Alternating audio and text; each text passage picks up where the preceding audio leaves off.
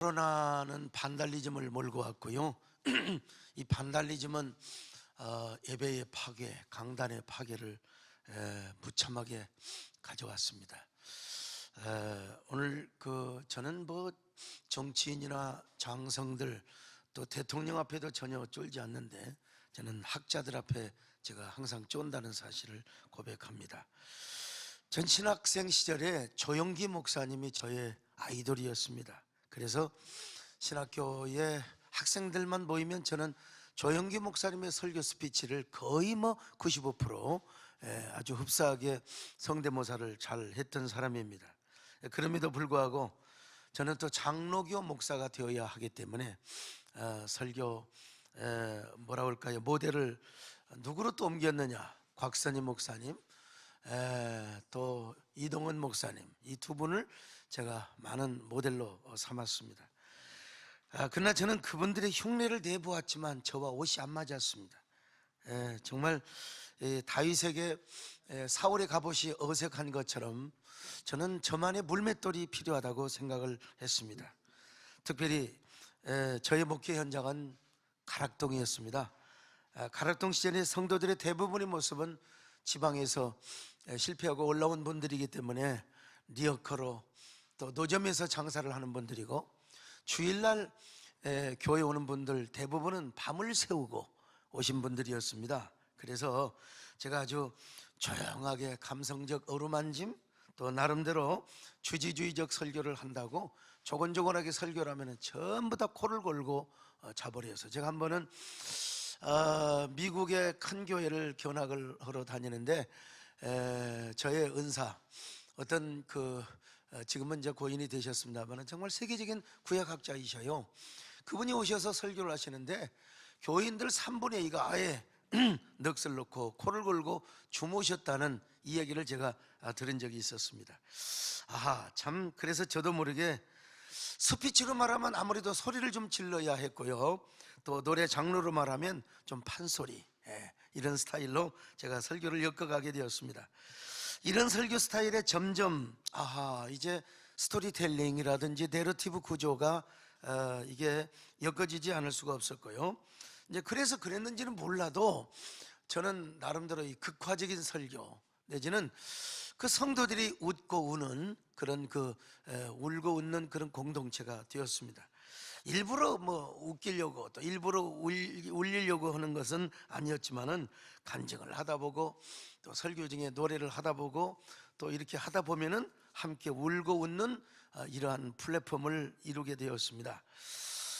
설교자는 설교 가운데 어떻게 하면 대중적인 소통과 그리고 감동을 줄 수 있는가를 고민을 해야 된다고 저는 봅니다.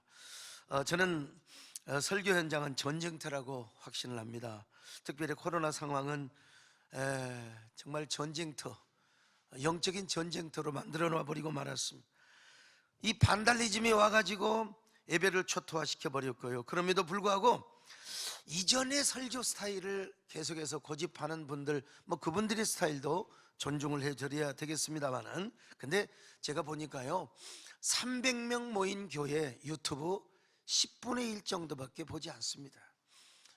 1000명이 모인 교회 많이 봐야 한 200명 본다는 이야기를 들었습니다. 이게 무슨 말입니까? 코로나 이전의 성도들이 교회 공간에 함께 있었지만 그들은 설교라고 하는 사건 가운데 참여하지 못했다는 이러한 조심스러운 어떤 판단을 해볼 수 있지 않을까. 기존의 설교가 너무 좀 뭐라 할까요, 정형화되어 있고 또 규격화되어 있고요, 또 그러다 보니까 하나님의 안타까운 마음으로 선포되어야 할 말씀이 어떤 의미에서 예배의 순서의 한 부분이 되어버렸지 않나, 이런 조심스러운 진단을 할 수도 있다고 봅니다. 설교가 하나님의 말씀이 선포되는 하나의 사건이고 축제라고 한다면 성도들이 어떻게 설교 시간에 딴 생각을 하거나 핸드폰을 보고 딴짓을 하거나 아니면 왜 졸고 변화되지 않을까? 왜 성도들의 마음이 감화받지 않고 그 마음이 깨뜨려지지 않을까? 한동안 저희가 학교 다닐 때는 강해 설교 세미나 데니스 레인 많이 들었습니다. 근데 요즘 보니까, 생각해 보니까 아무리 내용이 탄탄해도요, 그 전달 방식이 평면적이고 단면적이 되어버리면, 아하, 그 내용이 아무리 탄탄해도 전달 과정에서 보완될 부분이 많이 있지 않는가. 우리가 전달하는 말씀의 진리는 절대로 변화될 수가 없습니다. 예수 그리스도의 복음은 어떻게 변화될 수 있겠습니까? 그러나 그걸 전달하는 방법은 시대에 따라서 많은 변화가 필요하다고 봅니다. 요즘은 플랫폼 시대입니다. 플랫폼은 자발적인 참여와 소통, 공감, 그리고 감동이 있어야 됩니다. 그런 플랫폼을 이루기 위해서는 일단 판을 잘 깔아야 한다고 봅니다. 판을 까는 건 뭡니까? 바로 스토리와 내러티브를 잘 전개하기 위해서여야 되겠죠? 그런데 그 스토리도 계속해서 그냥 과거처럼 서론 본론 쭉 해결적으로 가면은 청중은 반드시 질려버리고 맙니다. 그 스토리에는 항상 플롯 구조가 있어야 되고, 그리고 반드시 반전의 과정이 있어야 됩니다. 그 과정 속에 핵심의 메시지, 그 과정 속에 핵심의 메시지를 반드시 우리로 말하면 무엇입니까? 예수 그리스도의 변함없는 복음의 진리를 거기에 효과적으로 전달하는 것이죠. 요즘 MZ 시대에 가장 싫어하는 말이 뭡니까? 꼰대 아닙니까?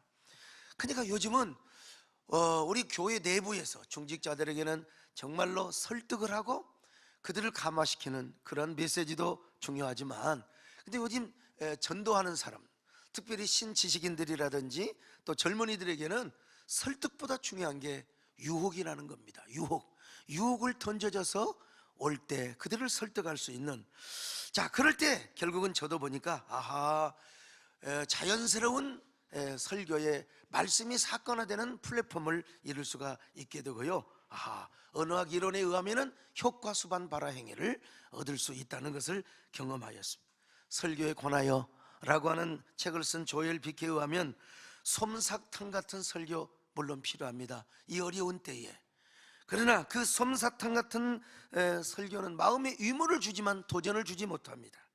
또 지성 위주의 설교는 사람을 우쭐하게 하지만 그 사람을 변화시킬 수가 없습니다. 근데 개혁주의적인 설교는 바로 무엇입니까? 마음에서 마음으로 전달해야 된다는 것입니다. 다시 말하면 본문에 나타난 하나님의 감정이 설교자의 감정을 지배하여 이제는 청중의 감정을 압도하고 움직인다는 것 아니겠습니까? 물론 그 전달의 내용은 반드시 복음이어야 합니다. 하나님 말씀 자체여야 하겠죠. 그런 의미에서 루돌프 보레는 설교 행위를 성령과 함께 춤을 추는 거라고, 루돌프 오토 역시 설교자가 하나님을 대신하여 성도들을 향하여 춤추는 행위, 이거 잘못 이해하면 야, 이거 뭐 설교가 개그고 무슨 뭐 엔터테인먼트냐, 천만의 말씀이죠. 그것은 제가 볼 때는 설교의 극화된 부분을 강조하는 부분이 아닌가 싶습니다. 극화적 설교를 하기 위해서는 스토리의 플롯 구조를 이루어야 할 뿐만 아니라 동시에 설교자의 어리석음과 자기 비하가 필요하다고 봅니다. 물론 설교자는 우아해야 합니다. 그러나 본문 속에 숨어있는 하나님의 그 애절한 마음과 그 감정을 드러내기 위해서는 때로는 설교자가 자기 파괴가 있어야 되고 그리고 자기 비하가 있어야 된다는 것입니다. 그 요한 실리가 쓴 하나님의 어릿광대 공동 저자인 찰스 캠벨 교수가 한국에 와서 이런 울림의 소리를 남겨두고 간 적이 있습니다. 무엇보다 설교자는 조금 어리석어야 합니다. 설교자가 인정받고 세상에서 사랑받기를 추구한다면 올바른 설교를 할 수가 없습니다. 바보 되기를 두려워하면 설교는 불가능합니다. 그래서 제가 한동안 이 광대 설교라는 이러한 그 주제, 이러한 그 설교를 좀 강조하기 있었는데, 아무래도 우리 존경하는 특별히 우리 신성호 교수님 강대 설교 목사님 이미지와 어울리지가 않습니다. 약간의 좀 천박한 이미지가 있다.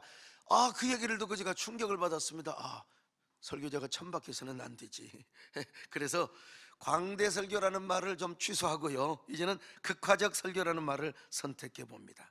오늘 본문이 그런 얘기를 말씀하고 있지 않습니까? 천사와 사람에게 구경거리가 되었노라. 자, 이게 구경거리라는 말이 테아드론이라는 말인데 오늘날 시어터의 근원이 아닙니까? 그리스에서는 희극과 비극의 연극이 있지 않습니까? 그런데 갑자기 올라와서 익살맞은 행동으로 극 전체를 완전히 뒤집어 버리는, 서양으로 말하면 피에로라는 이런 이 배우 역할을 하는 사람이 있죠. 사도 바울 역시 그리스 연극 문화권에서 자기가 당시에 십자가의 구원의 역사를 설교할 때 로마 사람이건 그리스 사람이건 유대 사람이건 마치 자신이 구경거리가 되었다고, 소위 말하면 자신이 피에로 같은 역할을 하였다는, 이걸 우리말로 말하면 이제 극화적인 설교를, 극화적인 복음을 전했다는 이야기라고도 할 수 있겠죠. 이런 말씀을 하기 전에 사도 바울은 고린도전서 1장에서 십자가의 복음을 전하는 것은 미련하고, 그리고 복음을 전하는 것 자체가 세상 사람들 보기에 어리석은 행위라, 그러나 그것은 역설적 반어법적인 그런 표현이겠죠. 신뢰에 의하면 복음 전도자가 복음을 전파하는 것은 세상적으로 볼 때는 어리석은 행위요, 그리고 우스꽝스러운 행위로 보일 수밖에 없다는 것입니다.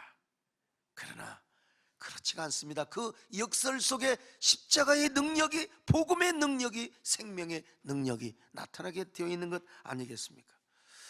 저는 유튜브를 하지 않았습니다. 그냥 설교 방송, 대한민국의 모든 방송은 제가 설교가 다 나갑니다.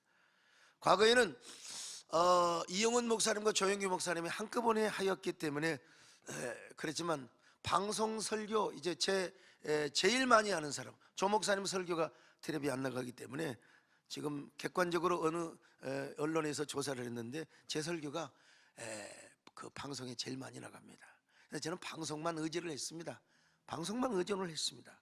그런데 요즘은 세대가 이 애완용, 그런 어떤 애완용계가 주를 이루었다면 고양이로 바꿔가는 세대고, 어떤 정형적인 방송보다 유튜브 세대라는 말을 듣고 정확하게 2년 한 반이 좀 안 됐는지 모르겠어요.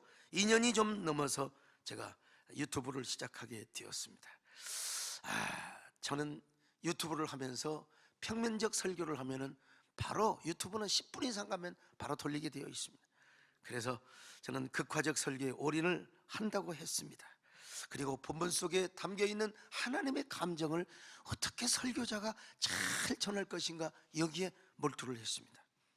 그럴 때 이게 점점 유튜브가 조회수가 높아지고 댓글뿐만 아니라 그리고 좋아요, 이게 올라가면서, 그리고 거기에 댓글을 보면은 울며 웃으면서 그 유튜브를 통한 자발적인 어떤 설교의 플랫폼을 구축하는 것을 쭉 보았습니다. 그리고 기본적으로 15만, 20만이 넘어가는 이런 걸 보면서 유튜브 짧은 역사이지만 극화적 설교를 통하여 상당한 결과를 이뤄냈다고 그렇게 생각을 해봅니다. 그러면서 여러분, 이 코로나가 오면서 예배가 초토화되고 강단이 무너져 버렸어요. 근데 제가 볼 때 그 강단에 정말 이 참담한 현실을 애통하는 그런 설교자의 모습, 어떻게 하면 무너져가는 이러한 그 강단과 무너져가는 예배를 어떻게 세울 것인가에 대한 그 뼈저린 그런 설교자의 마음을 저는 많이 보지를 못했습니다.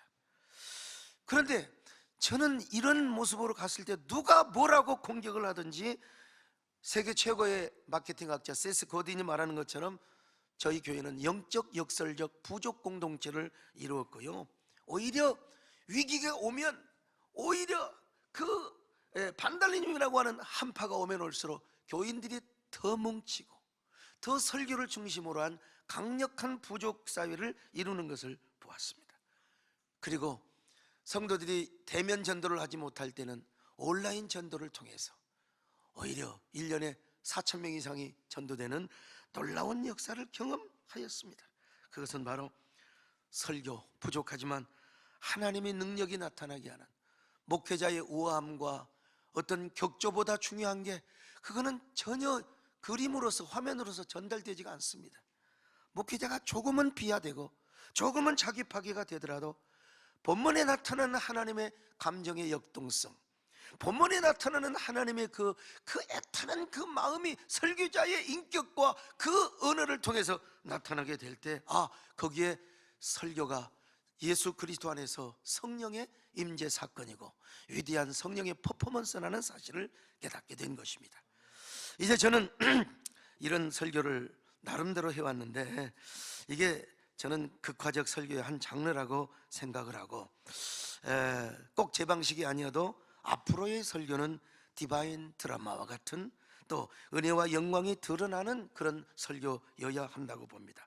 이제 앞으로 발제를 하시는 존경하는 교수님들에게 저는 이러한 질문을 공개적으로 한번 좀 드려보고요, 모쪼록 오늘 설교 포럼이 코로나 팬데믹 이후에 어떻게 잘 전달이 되고 또 세워질 것인가, 저는 우리 존경하는 교수님들에게 또 저는 개인적으로 답변도 듣고 싶고, 또 오늘 많은 분들이 유튜브로 또 많은 분들이 플랫폼으로 또 많은 분들이 저기 화상줌으로 이렇게 오셔서 함께 하시는데, 정말 이제 3년 차입니다. 김난도 교수가 말하는 3년 차, 이제 3년 차는 죽느냐 사느냐입니다.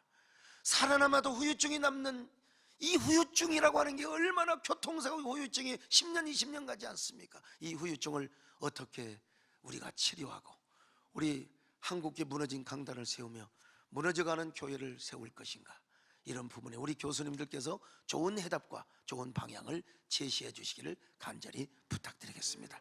여러분 감사합니다. 감사합니다. 저도